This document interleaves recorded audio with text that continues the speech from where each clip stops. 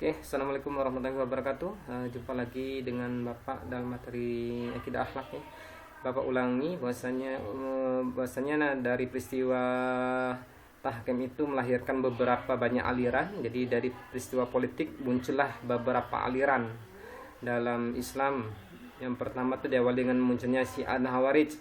Dari Syiah dan Khawarij ini muncullah Murji'ah yang tidak mau ikut campur urusan politik. Nah, dari Murji'ah ini muncullah nanti namanya Jabariyah yang pasrah akan kepemimpinan yang dilakukan oleh Muawiyah. Nah, dan Murji'ah ini dari Murji'ah ini tidak mau ikut campur dan urusan tahkim ya, tidak mau ikut campur tidak mau memihak Syiah, Khawarij maupun pengikut Muawiyah. Lalu muncullah Jabariyah. Jabariyah ini pasrah dengan apa yang terjadi, bahwa manusia tidak bisa berbuat apa-apa. Dari Jabariyah muncullah Qadariyah, yang bahwasanya manusia diberi kebebasan untuk untuk menentukan pilihan yang baik dan yang buruk. Qadariyah. Dari Qadariyah muncullah Mu'tazilah. Mu'tazilah ini paham yang karena bertentangan dengan peristiwa Mu'tazilah ini muncul karena adanya pendapat dari Khawarij yang mengatakan bahwasanya orang Islam yang melakukan perbuatan dosa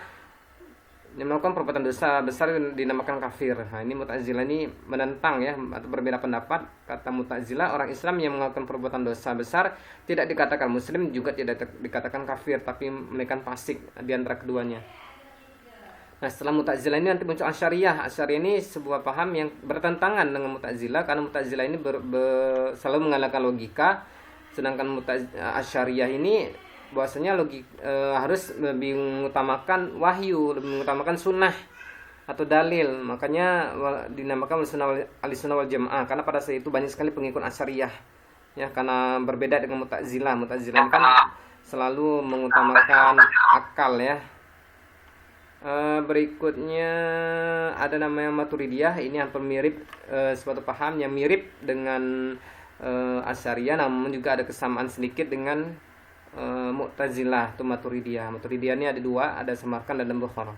Oke, kita akan lihat bagaimana sih perbandingan ajaran aliran ilmu kalam mengenai akal dan wahyu. Nah, seperti Bapak sebutkan tadi mengenai akal dan wahyu, menurut aliran Mu'tazilah, tadi Mu'tazilah ini segala satunya dilogikakan dengan akal ya. Itu Mu'tazilah. Bahwasanya di sini dikatakan bahwasanya pokok-pokok pengetahuan dan mensyukur nikmat adalah wajib sebelum turunnya wahyu. Hal ini berarti bahwa mengetahui Tuhan, mengetahui baik dan buruk, kewajiban bersyukur atas nikmat yang diberikan Tuhan, serta mengetahui kewajiban mengerjakan yang baik dan meninggalkan yang buruk dapat diketahui oleh akal manusia. Jadi menurut Mu'tazilah itu bahasanya akal ini sebelum adanya wahyu bisa menentukan baik dan buruk. Ya, itu menurut Mu'tazilah. Nah, menurut paham Asy'ariyah bahwasanya yang menentukan baik dan buruk itu menentukan baik dan buruk itu kewajiban kepada Tuhan, kewajiban melaksanakan yang baik dan menjauhi yang buruk itu adalah wahyu. Jadi akal tuh tidak bisa menentukan ya, maksudnya wahyu lah yang menentukan baik dan buruk itu. Berikutnya menurut aliran Maturidiyah ini ada dua ya. Menurut yang dikatakan Maturidiyah bahwasanya akal lah dapat mengetahui Tuhan baik dan buruk serta mengetahui kewajiban terhadap Tuhan. Akan tetapi yang menetapkan adalah wahyu. Berarti ini ada pertengahan mirip dengan antara keduanya, di antara Asy'ariyah dan Mu'tazilah ya, Maturidiyah ini. Terus mengenai iman dan kufur. Nah, kita lihat Khawarij. Nah, Khawarij tadi sudah Bapak katakan bahwasanya Khawarij ini segala hal atau orang-orang yang tidak sependapat atau tidak setuju dengan ajaran Khawarij dikatakan kafir. Atau di sini pada peristiwa tahkim ya. Jadi semua orang yang menerima tahkim itu dikatakan kafir. Nah, atau mungkin yang tidak mengikuti aliran Khawarij juga dikatakan kafir. Itu menurut aliran Khawarij. Nah, menurut aliran Murji'ah ini salah satu aliran yang tidak memihak antara Syiah dan Khawarij. Menurut Murji'ah, iman itu adalah makrifat ya, sama dengan ikrar atau tasdik. Ikrar ini seperti kayak perjanjian, kayak syahadat gitu ya.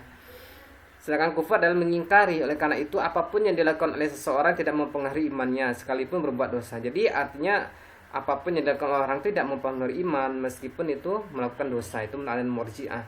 Menurut Mu'tazilah ini berpendapat iman itu adalah ketaatan kepada apa yang diwajibkan dan disunatkan. Nah itu ya. Di sini katakannya orang yang beriman melakukan dosa besar tidak dikatakan kafir karena masih ada unsur lain yang lain, ada unsur lainnya. Jadi telah Bapak sebutkan di awal ya, bahwasanya kalau Mu'tazilah ini orang beriman tuh kalau melakukan dosa besar tidak dikatakan kafir dan juga tidak adakan mukmin, tetapi fasik di sini ya. Menurut aliran Asy'ariyah, iman dan Islam itu ada perbedaannya.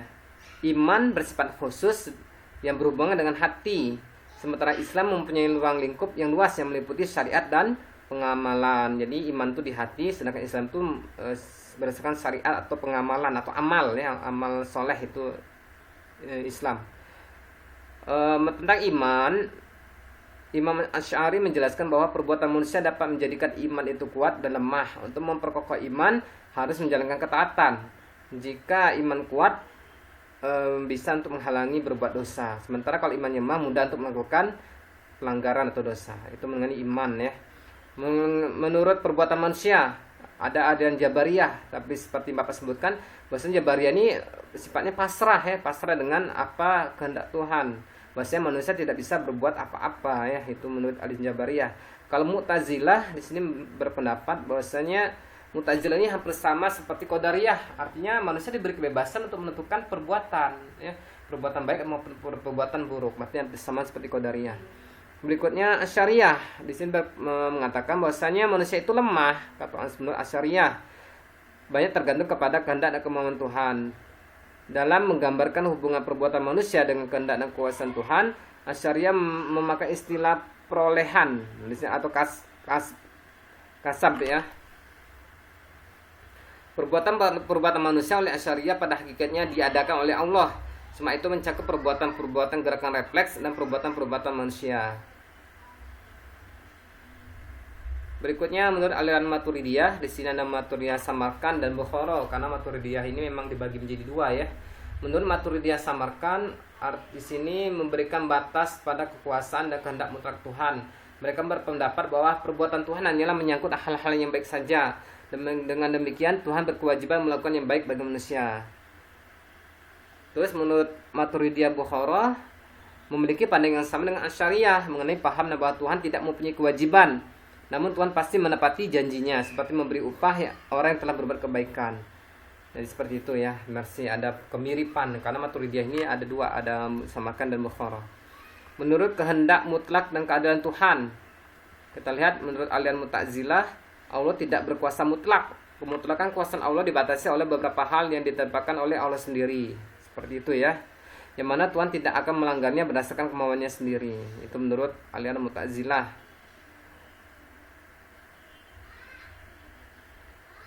Mengenai keadilan Tuhan, paham ini berpendapat bahwasanya tidak benar manusia diberi beban kemudian dibatasi kebebasannya dan tidak diberikan kemampuan untuk mewujudkan apa yang dibebankan kepadanya.